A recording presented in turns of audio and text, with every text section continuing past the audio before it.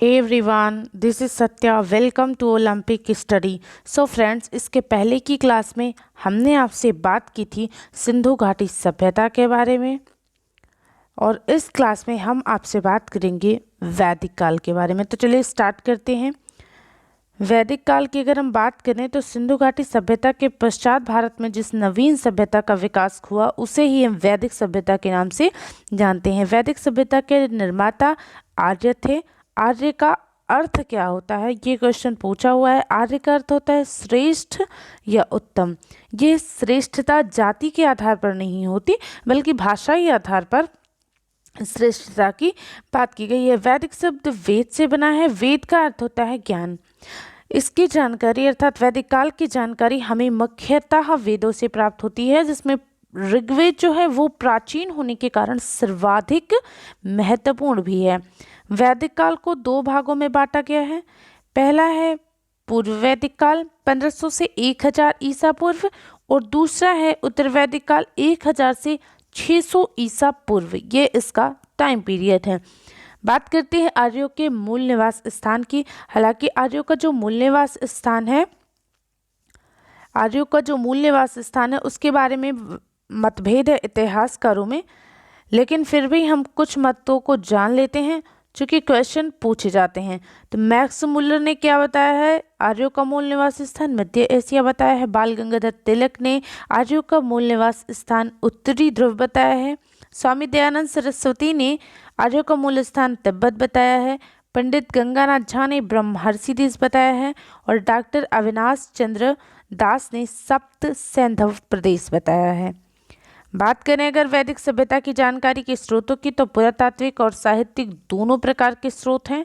पुरातात्विक स्रोतों में पहला है आपका कसी अभिलेख जो कि 1600 ईसा पूर्व का है, और दूसरा है आपका बोगचकोई अभिलेख जिसे हम एशिया माइनर अभिलेख के नाम से भी जानते हैं। ये 1400 ईसा पूर्व का है।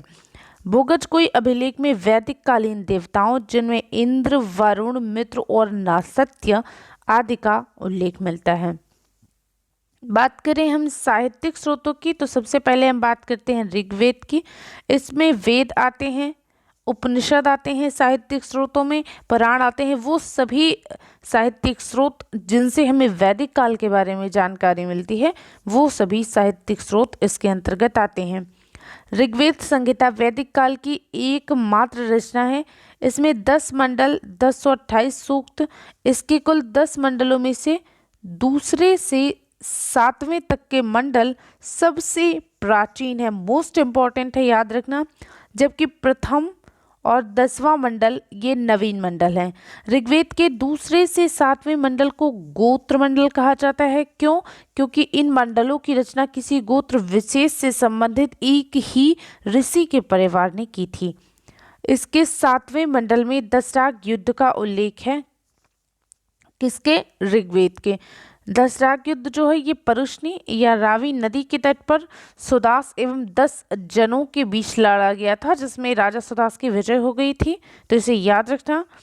90वें मंडल की बात करें, 90वें मंडल में देवता सोम का उल्लेख है, और तीसरे मंडल में गायत्री मंत्र उल्लिखित है जिसे विश्वामित्र ने लिखा था।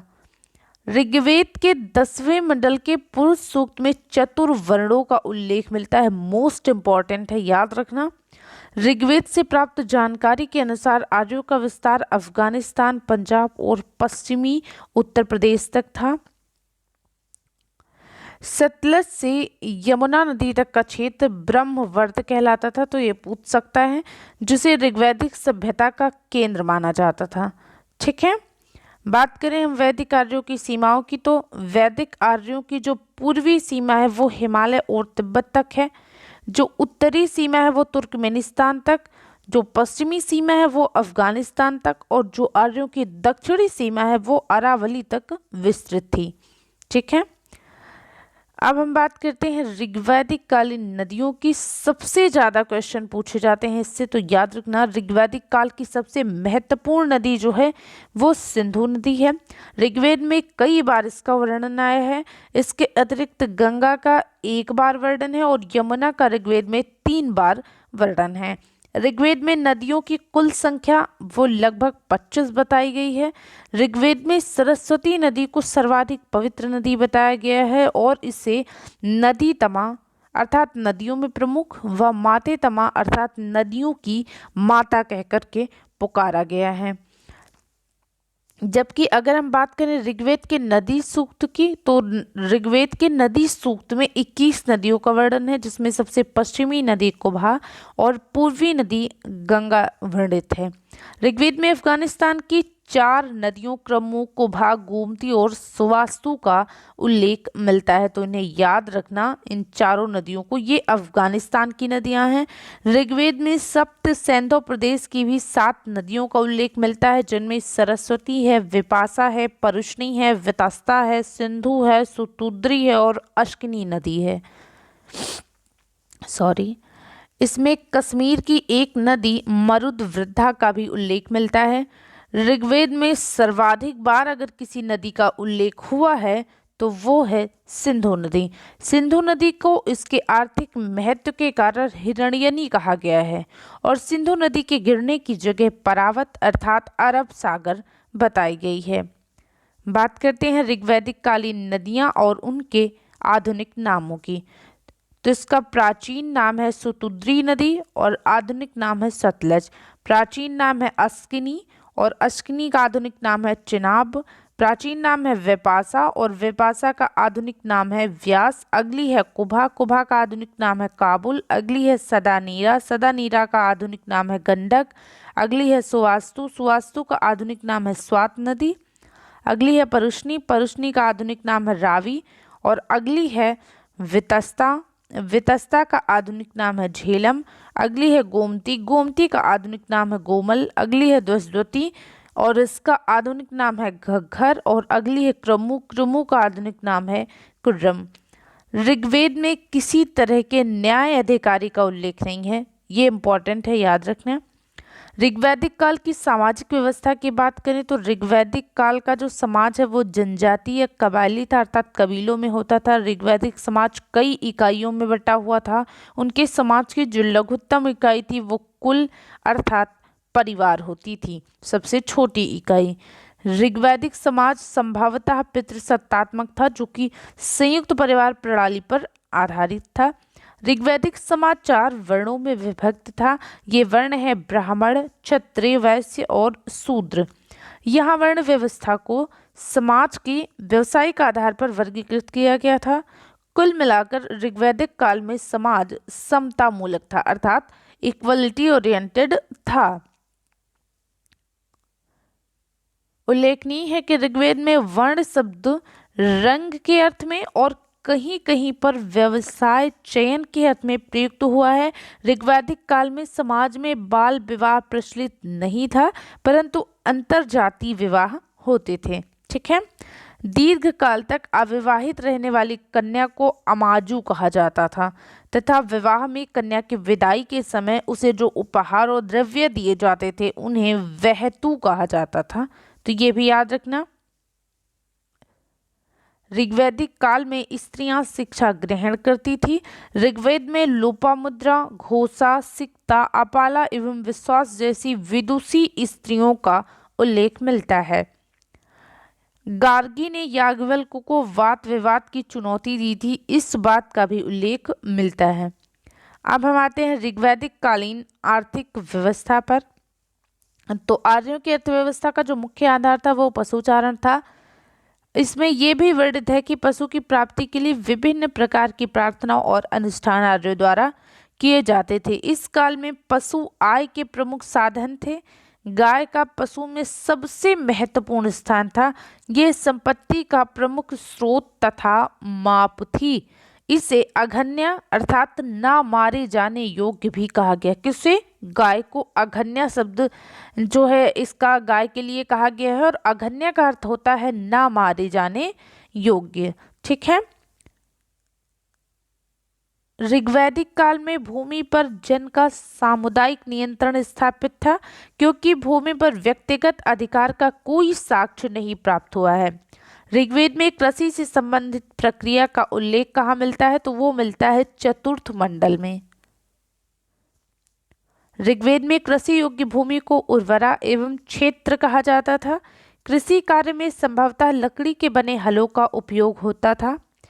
इस काल में कृषि वर्षा पर निर्भर थी, मगर कृषक सिंचाई से परिचित नहीं थे, तो ये याद रखना। हालांकि वे ऋतुओं से भलीभांति परिचित थे। ऋग्वेद में वर्णित शिल्पी समूहों में मुख्य रूप से चर्मकार, बढ़ई, धातुकर्मी, कुम्हार आदि के नाम का उल्लेख है। इस काल की एक महत्वपूर्ण विशेषता ये थी कि इन शिल्पी समूहों में से किसी को भी निम्न स्तर का नहीं माना जाता था। अयस नामक शब्द का ऋग्वेद में प्रयोग हुआ है, जिसकी पहचान संभवतः तांबे और कांस्य के रूप में की गई है, किंतु ऋग्वैदिक काल के लोग लोहे से परिचित नहीं थे। यद्यपि समुद्र शब्द का प्रयोग तो ऋग्वेद में हुआ है, परंतु इस बात की ओर संकेत नहीं करता है कि इस काल के आर्यजन व्यापार और वाणिज्य से परिचित थे। इस शब्द का प्रयोग संभवतः जल के जमाव, जल के या फिर अगाध जल राशि को संबोधित करने के लिए हुआ है। ऋग्वैदिक कालीन अर्थव्यवस्था मुख्य रूप से अगर हम बात करें तो वस्तु विनिमय प्रणाली पर आधारित थी। क्यों? क्योंकि व्यापार का सर्वथा अभाव था। ऋग्वैदिक कालीन राजनीतिक व्यवस्था की बात करें तो ऋग्वैदिक काल में राज्य का मूल अधिकार परिवार था। परिवार का मुखिया कुलप कहलाता था, जो कि गोत्र संबंधों से बंधा रहता था। गोत्र ही संबंधों का मूल आधार होता था और गोत्रों के आधार पर ही ग्राम का निर्माण होता था, जिसका प्रमुख ग्रामणी होता था। और अनेक ग्राम मिल करके एक विश्व बनाते थे, जिसका प्रधान विस्पति होता था। विश्व से जन बनता था, जो कि तत्कालीन समाज की सबसे बड़ी राजनीतिक इकाई थी, जिसका प्रधान राजा होता था। इस काल में द्रुह्यु, यदु, तुर्वसु, अनु एवं पुरु एक संगठित जन थे, जो पंचजन कहलाते थे। वंशानुगत राजतंत्र का सामान्य स्वरूप था, अर्थात अगर हम बात करें वहाँ का शासन किस तरह से चलता था, तो वो वंशानुगत राजतंत्र का स्वरूप था। किंतु कहीं कहीं राजा के निर्वाचन का भी उल्लेख मिलता है। कबीले के आधार पर बने बहुत से संगठनों का ऋग्वेद में उल्लेख मिलता है, जैसे सभा है, वेदत है, समिति एवं गढ़। इसमें सभा एवं समिति का महत्वपूर्ण स्थान था। ऋग्वेद में राजा को गोप्ता जनस्य अर्थात कबीले का संरक्षक तथा पुरा भेदता अर्थात नगरों पर विजय पाने वाला कहा गया है। तो ये दोनों नाम राजा के ही हैं, गोप्ता जनस्य भी और पुरा भेदता भी। इस काल में राजा का पद आनुवंशिक हो चुका था, फिर भी राजा के हाथ में असीमित अधिकार नहीं थे। उल्लेखनीय है कि ऋग्वेद में मंत्रियों तथा मंत्री परिषद का उल्लेख नहीं किया गया है। वैदिक कालीन न्यायाधीशों को प्रश्न विनाक कहा जाता है। तो याद रखना, वैदिक कालीन न्यायाधीशों को प्रश्न विनाक कहा जाता था। ऋग्वैदिक आर्यों के धर्म की बात करें तो ऋग्वैदिक आर्यों का धर्म बड़ा सरल था। वो लोग पूर्णतः ईश्वरवादी थे। वे एकेश्वरवादी भी थे। वे प्रकृति की विभिन्न शक्तियों की पूजा करते थे, लेकिन साथ ही प्रकृति के मूल एकता में भी विश्वास करते थे। अब हम बात करते हैं पूर्व वैदिक काल से संबंधित महत्वपूर्ण तथ्य। हालांकि इस वीडियो में हम वैदिक काल को या पूर्व वैदिक काल के सभी तथ्यों को कवर नहीं कर पाए हैं। इसके लिए हमारी अगली क्लास देखना आपके लिए बहुत इम्पोर्टेंट होगा। अब हम बात करते हैं ऋग्वेद के मंत्रों का उच्चारण करने वाले जो पुरोहित होते हैं उनको होता या उनको होत्र भी कहा जाता है। ठीक है, तो याद रखना होत्र या होता कहा जाता था। आर्यों का जो प्रिय पशु है वो घोड़ा था और सर्वाधिक प्रिय देवता इंद्र माने जाते थे। आर्यों के मनोरंजन के मुख्य साधनों में संगीत, रथ दौड़, घुड़दौड़ एवं द्युत क्रीड़ा थे। आर्यों का मुख्य पेय पदार्थ सोमरस था, जो कि वनस्पति से बनाया जाता था। अगर हम बात करें ऋग्वैदिक कालीन देवताओं की, तो वो हैं इंद्र, जो कि युद्ध के नेता और वर्षा के देवता थे। दूसरे हैं अग्नि, जो कि देवता एवं मनुष्य के बीच मध्यस्थ की भूमिका में थे। तीसरे देवता हैं वरुण, जो समुद्र के भी देवता थे और पृथ्वी और सूर्य के निर्माता भी माने जाते हैं। चौथे हैं आकाश के देवता, जिनका नाम है देव। पांचवें हैं सोम, जो कि वनस्पति के देवता थे।